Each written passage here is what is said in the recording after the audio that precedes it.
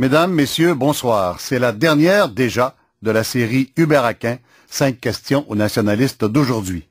Et nous allons conclure avec les questions d'aujourd'hui. L'intuition de base, c'est de répondre à Trudeau que l'ethnicité, c'est terminé, qu'on ne sera plus jamais des Canadiens français seulement. Le grand redressement économique et social, quand même, c'est quelque chose qui s'est fait depuis la Révolution tranquille, sans modifier le cadre politique. Alors comment maintenant on va justifier l'aspiration à l'idéal souverainiste? Alors, on peut dire, dans l'abstrait, qu'une nation civique serait cela, la parfaite égalité de tous avec tous. C'est ce qu'il faut, c'est la démocratie en acte et réalisée. Et comme tous les soirs, j'animerai à 20h à l'UQAM, à la salle Marie-Gérin-Lajoie, une table ronde organisée en collaboration avec Jacques Beauchemin et la chaire de recherche du Canada en mondialisation, citoyenneté et démocratie. Rendez-vous donc après l'émission à l'UQAM. Vous êtes tous cordialement invités pour ce dernier débat de la série. Je vous signale que ces débats seront diffusés un peu plus tard dans la saison.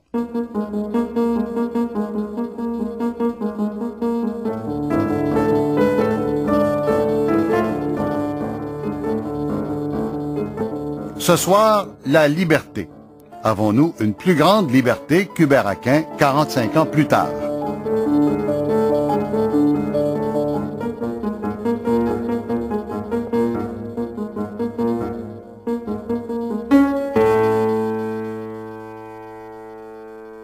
Nous avons beaucoup parlé du passé au cours de cette série, en essayant d'évaluer quelles sont les idées qui ont conservé leur valeur d'actualité.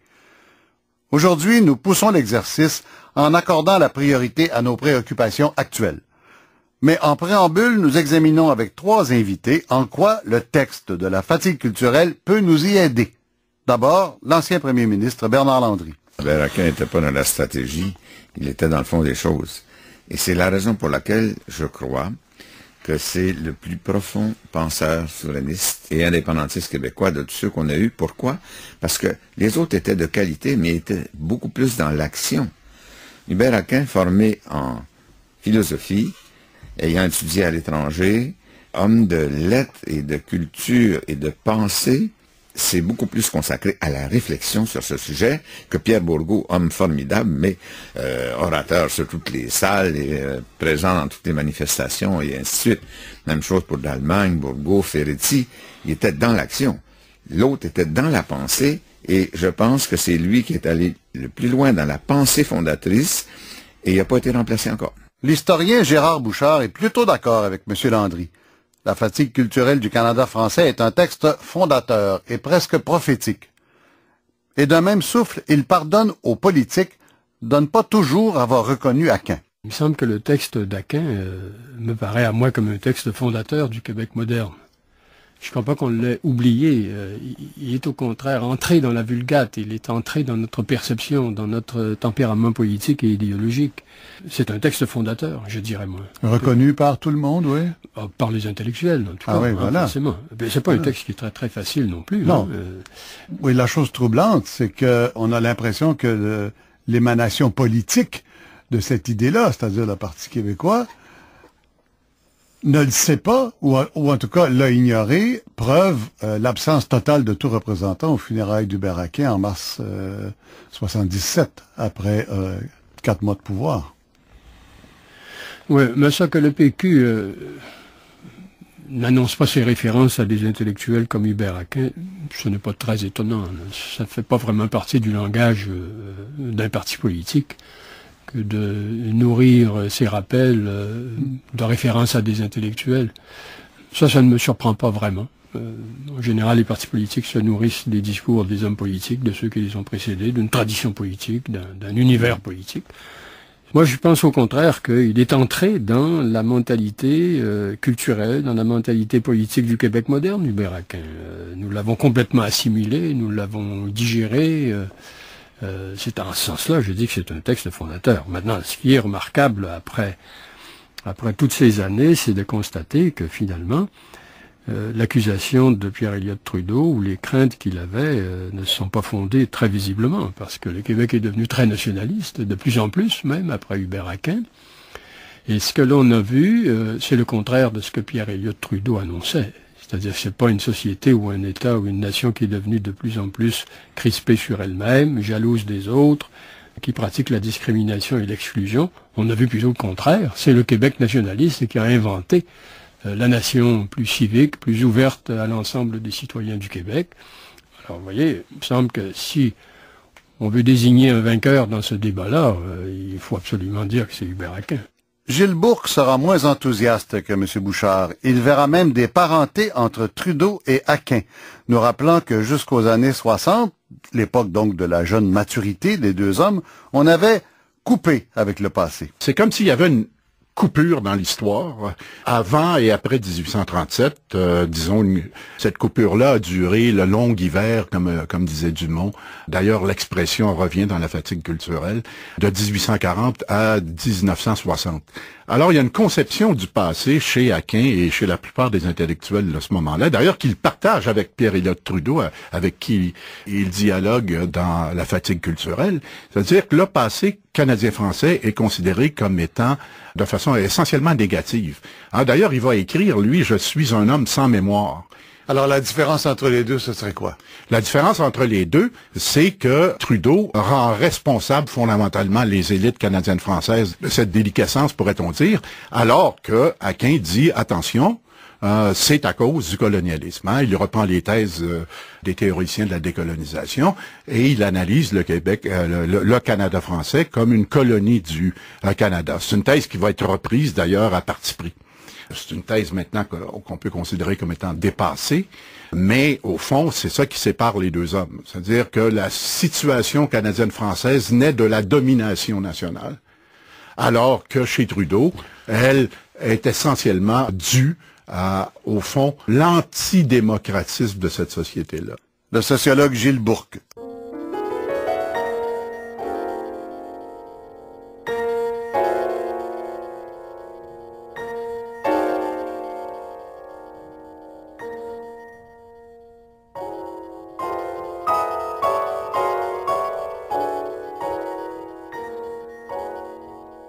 Revenons pour une dernière fois au texte de la fatigue culturelle, le passage où Aquin pose lui-même la question de l'avenir. Qu'adviendra-t-il finalement du Canada français?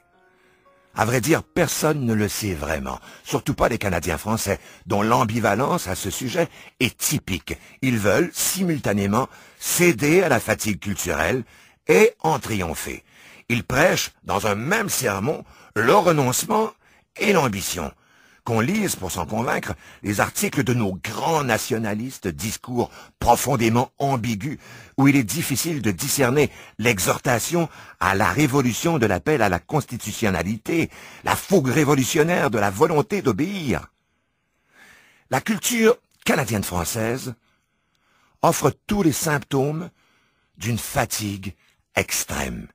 Elle aspire à la fois à la force et au repos, à l'intensité existentielle et au suicide, à l'indépendance et à la dépendance.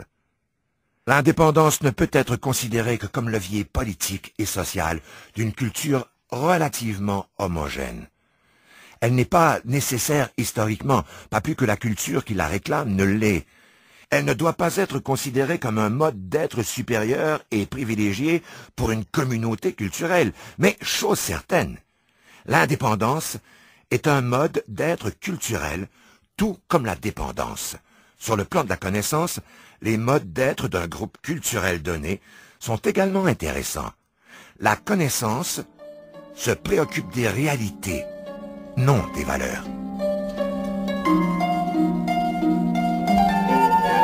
Le texte de la fatigue culturelle lu par Pierre Lebeau.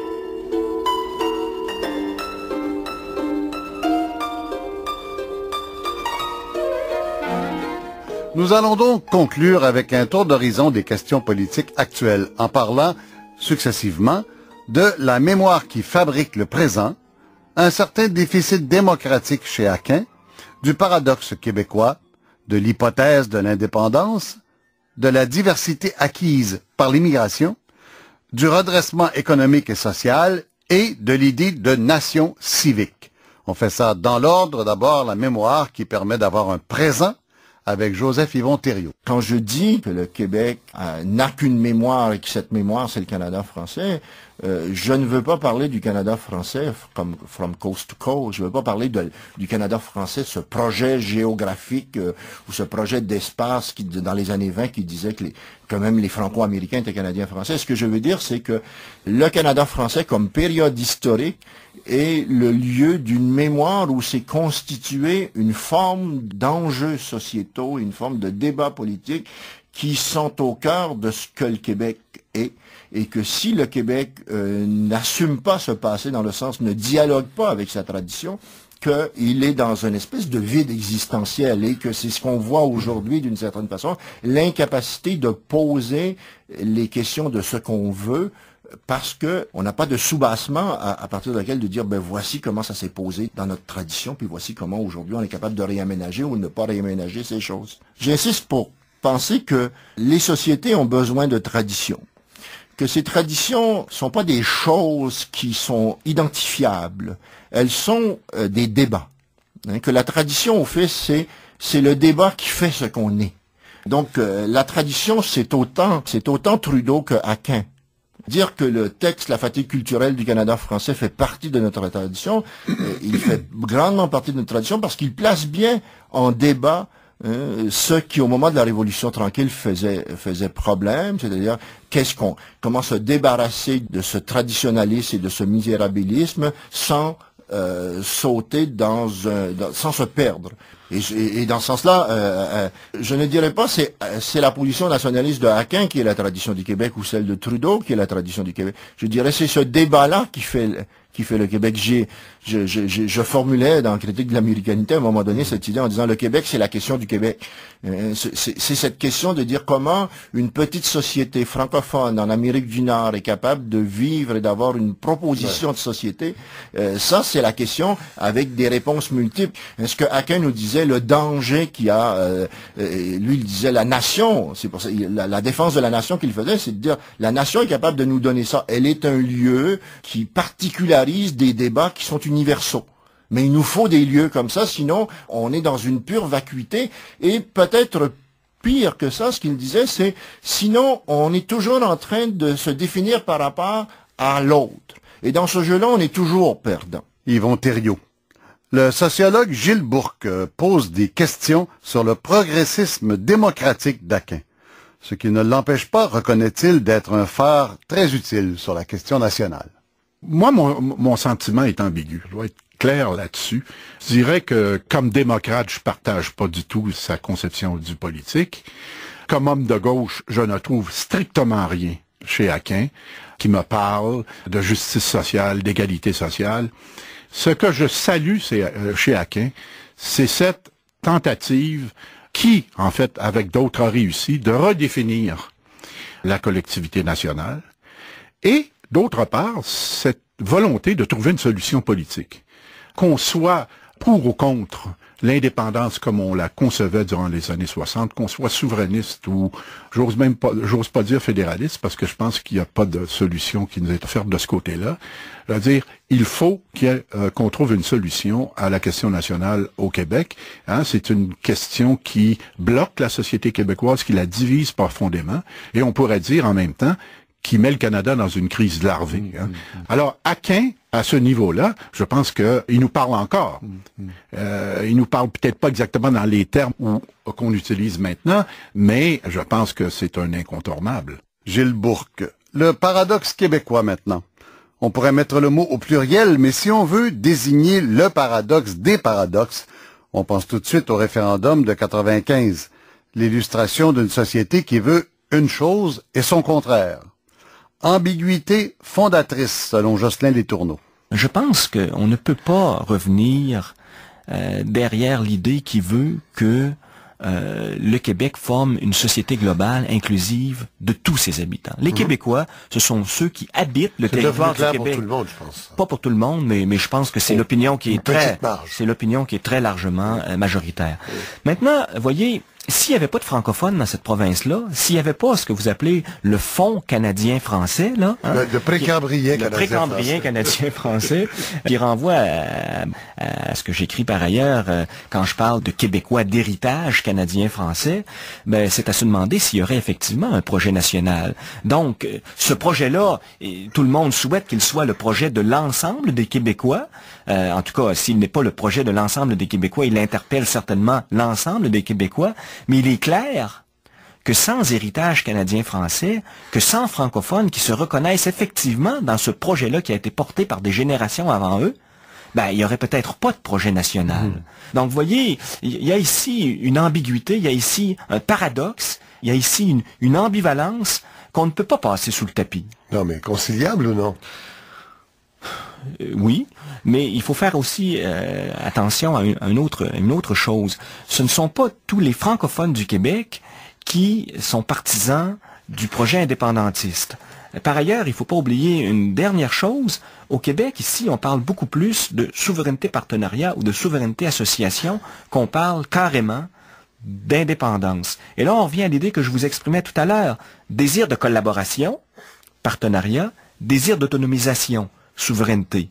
Mais pas jusqu'au point, pas l'autonomisation, jusqu'au point de la possible marginalisation, du possible isolement, de la possible sécession, de la possible séparation, ce qui est l'indépendance. Pas le partenariat non plus, jusqu'au point de l'incorporation, de la fusion, de l'embrigadement dans l'autre. Être avec et contre l'autre. Être avec et contre l'autre. Il y a un beau paradoxe ici. Mais si on l'enlève, on comprend plus rien de la condition québécoise. Et donc, vous voyez, finalement, la question qu'on doit se poser, à mon avis, c'est pas de savoir pourquoi les Canadiens français et le Québécois maintenant sont pas souverains, mais pourquoi ils n'ont pas jusqu'ici, en tout cas, choisi la souveraineté pour vivre leurs conditions nationales. Et c'est cette question-là que beaucoup de penseurs de la condition québécoise ne veulent pas poser. Parce que dès lors qu'on la pose, on entre dans la complexité des choses. Alors que si on ne la pose pas, on peut se contenter de visions assez simplistes de ce qu'a été la condition québécoise dans le temps. Jocelyn Letourneau. La souveraineté, aujourd'hui, apparaît comme une hypothèse, qui n'est encore qu'une hypothèse, comme dans le texte d'Aquin, la réflexion de François Ricard. C'est une théorie, je dirais, en mode d'interrogation. L'indépendantisme, dans ce texte, me semble-t-il, c'est pas le cas dans tous les autres textes d'Aquin, bien sûr, mais dans ce texte, reste une hypothèse. Et est présenté vraiment comme une hypothèse, et non pas comme une idéologie toute faite, comme une position politique déjà articulée, mais comme une hypothèse qui demande, pour se réaliser, comme toutes les hypothèses, un certain nombre de conditions. Et quand on relit ce texte aujourd'hui, on découvre qu'à cette époque sont posées les bases, ou plutôt est posée une question à laquelle on n'a toujours pas répondu. Et cette question, à mon avis, telle qu'elle a été posée à ce moment-là, reste parfaitement pertinente. Si je vous demande de la reformuler. Ben, je dirais... de la citer. Ben non, je la cite pas, mais je résume un peu cette hypothèse de la façon suivante. Pour Aquin, le Canada français, ce qu'il appelle encore le Canada français à cette époque, est une société qui, à la fois, représente ce qu'il appelle une culture globale, donc une culture qui normalement appellerait sa réalisation politique, son institutionnalisation dans un État c'est clair que pour lui, culture globale, ça veut dire culture politique. Ça veut dire culture qui débouche sur le politique, sur la réalisation politique. Mais en même temps, dit-il, et c'est le titre du texte, en même temps, c'est une société fatiguée. C'est une culture fatiguée. Et ce qu'il nous dit dans ce texte, au fond, c'est qu'on est à une sorte de croisée des chemins. Soit cette culture, parce qu'elle est fatiguée, va disparaître, soit elle devra sortir de sa fatigue, en quelque sorte, se reposer ou se revivifier à travers l'indépendance. Mais, si j'ai bien lu le texte, Aquin, qui défend le projet indépendantiste, nulle part ne dit c'est absolument fatal, c'est absolument nécessaire. Ce qui est fatal, c'est que cette fatigue va devoir disparaître un jour. Elle va disparaître un jour, cette fatigue, soit parce qu'on aura renoncé à ce qu'elle débouche sur l'indépendance, soit parce qu'on en sera sorti à travers l'indépendance. Mais ça reste, à ses yeux, je crois, à l'état d'hypothèse. François Ricard. L'identité québécoise est beaucoup plus complexe et moins univoque qu'à l'époque d'Aquin, qui d'ailleurs en avait eu lui-même l'intuition, sans doute le premier. Le nous est beaucoup plus complexe, diversifié, et ça va de plus en plus vite, nous rappelle Pierre Anctil. Aquin ne pouvait pas prévoir que la loi 101, en 78, demanderait aux immigrants d'envoyer leurs enfants à l'école française. Ils ne pouvaient pas prévoir qu'on aurait un mouvement massif de diversité culturelle. Là, on est 20, presque 30 ans plus tard. L'intuition de base, c'est de répondre à Trudeau que l'ethnicité, c'est terminé, qu'on ne sera plus jamais des Canadiens français seulement. Et que être Canadien français, c'est être dans le passé. Dans ce sens-là que les balises... Et là, il ne s'agissait pas seulement d'une question d'appellation, il s'agissait des balises religieuses, il s'agissait des balises culturelles, rurales.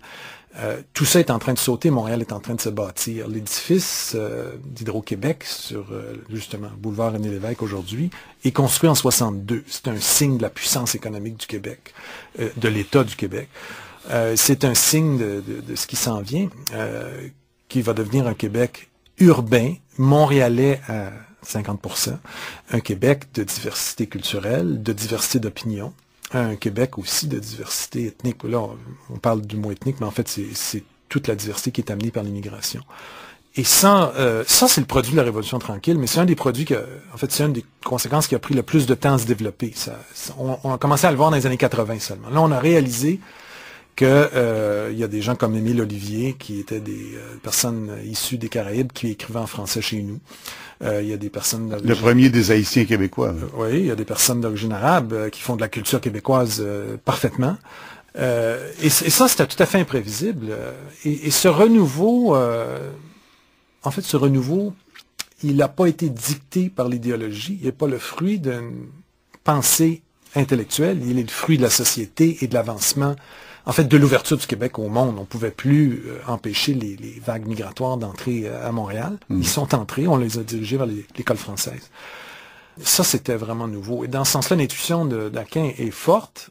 Ce qu'il ne pouvait pas prévoir, c'est que cette diversité viendrait de l'immigration, presque exclusivement. Pierre Anctil. Il y a donc eu des changements démographiques importants. Mais en même temps, s'opéraient des changements de l'ordre économique et social qui forçaient d'autres remises en question. Jusqu'à une remise en question de nos motivations politiques. Gérard Bouchard. Il s'est passé quelque chose de curieux. Quand Hubert Aquin parlait de fatigue culturelle, il parlait surtout du sentiment dépressif qui s'empare du colonisé quand il prend conscience de son état de dépossédé. Hein. Oui. C'est d'abord ça qu'il voulait dire quand il parlait de fatigue culturelle. Et puis c'est ce qui motivait probablement ses convictions politiques, l'indépendance devant être la solution, ou en tout cas un des éléments de solution à ce problème-là. Ce qui est curieux, c'est que depuis Hubert Aquin, depuis 1962, les Québécois ont, on peut le dire, si on va vite, là, il y aurait des nuances à faire, mais on peut dire que dans une grande mesure, les Québécois ont opéré le redressement dont Hubert Aquin rêvait, auquel il rêvait. Hein, le grand redressement économique et social, quand même, c'est quelque chose qui s'est fait depuis la Révolution tranquille. Bon. Mais on n'a pas fait la révolution politique, on n'a pas fait la souveraineté politique, on n'a pas modifié le cadre politique, le cadre territorial. Alors, finalement, Aquin a eu raison, mais en même temps, comme tous les souverainistes de la première heure et de la deuxième heure, ils ont eu tort d'une certaine manière, parce que tout ce redressement a pu se faire sans modifier le cadre politique. Alors que, à l'époque d'Aquin, le discours prédominant chez les gens de cette mouvance, c'était d'imputer au cadre politique l'état de domination et d'infériorité économique et sociale du Québécois francophone. Alors, on a redressé cette situation sans même toucher au cadre politique. Alors, comment maintenant on va justifier l'aspiration à l'idéal souverainiste? Évidemment, il faut changer le discours. C'est évident, parce que le discours, qui en était le moteur au début des années 60, ne peut plus marcher. C'est pour ça qu'il faut un autre discours maintenant. Il faut refaire les motivations politiques de l'indépendance. Gérard Bouchard, l'historien des Pays Neufs.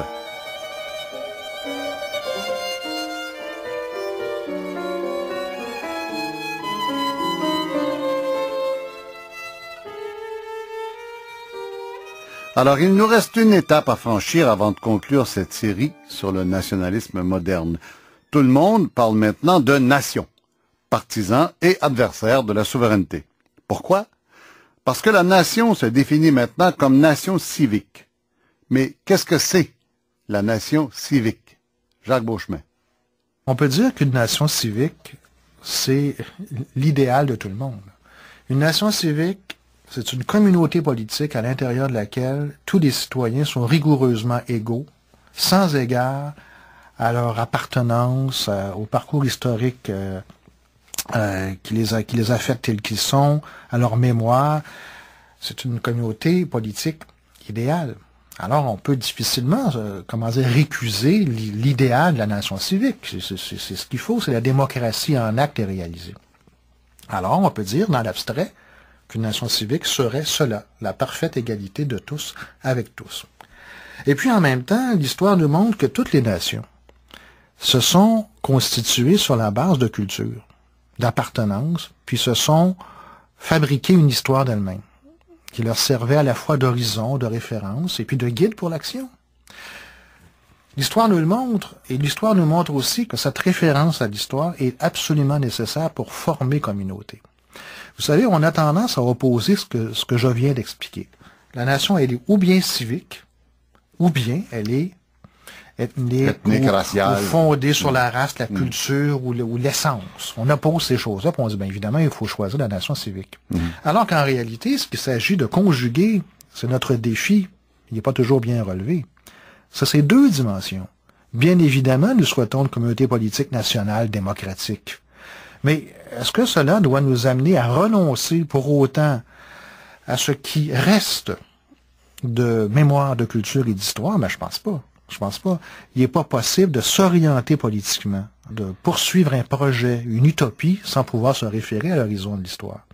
Et ça veut dire se référer à l'horizon d'une certaine histoire, une certaine mémoire. Et là, il faut appeler un chat un chat. Dans le cas du Québec, la vaste histoire, c'est en gros celle des Canadiens français. Il faut bien le dire, ça exclut personne de dire ça. Tout le monde est convié à cette histoire. Sauf que traduit en discours politique, comment dire, il faut comprendre que le discours politique ne peut pas recouvrir l'ensemble d'une réalité. Hein? Le discours politique a des exigences qui ne permettent pas la description de certains phénomènes. Mais alors, ça nous laisse où pour parler de la réalité? Mais justement, moi je pense que le discours politique aujourd'hui doit réintégrer cette dimension subjective, doit réintégrer l'histoire, doit réintégrer ce qui reste d'appartenance. On n'est pas obligé de faire l'apologie du monde canadien-français dans un discours politique, des pères missionnaires et puis des patriotes à tout bout de champ. Mais on n'est pas non plus obligé de nier l'existence de cette histoire-là, sous prétexte qu'au fond, elle se fermerait à la mémoire des autres. Alors ça, il faut réussir à réconcilier ces deux dimensions-là. Jacques Beauchemin. Voilà, chers auditeurs, il reste un débat dans quelques minutes à l'UQAM, sous le clocher, dans la salle Marie-Gérin-Lajoie, avec Bernard Landry, Daniel Jacques, Gilles Bourque et Jacques Beauchemin. Après quoi, ce sera la fin de cette aventure qui se poursuivra, je l'espère, sous d'autres formes. Si nous savons un peu plus de quoi on parle quand on parle de nationalisme, si nous comprenons mieux comment les personnages publics utilisent le mot « nation », nous aurons atteint notre objectif. Vous donner un peu plus, chers citoyens, le pouvoir de suivre et d'orienter le débat public.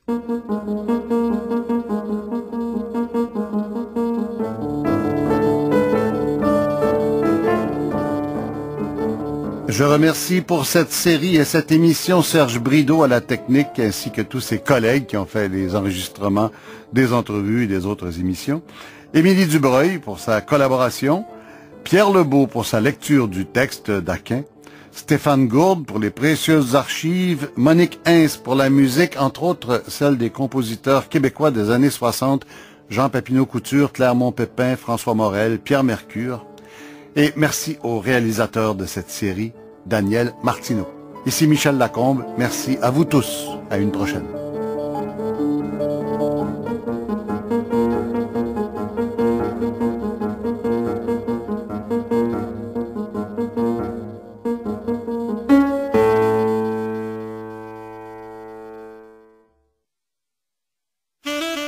Lundi, après La Grande Séduction, le guide de la petite vengeance avec Jean-François Pouliot et la dernière biographie de Pierre-Éliott Trudeau avec son fils Justin. À cette dernière le matin, lundi, aux aurores.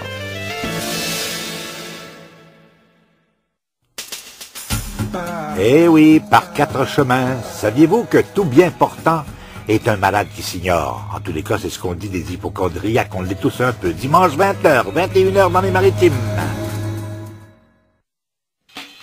Ici Franco Nuovo cette semaine à Je l'ai vu à la radio, l'auteur Michel Tremblay, la réalisatrice Nicole Garcia, l'acteur Marc Bélan et la chanteuse Brigitte Saint-Aubin. En direct du bar Les Minots, 3812 Saint-Laurent, samedi, 14h.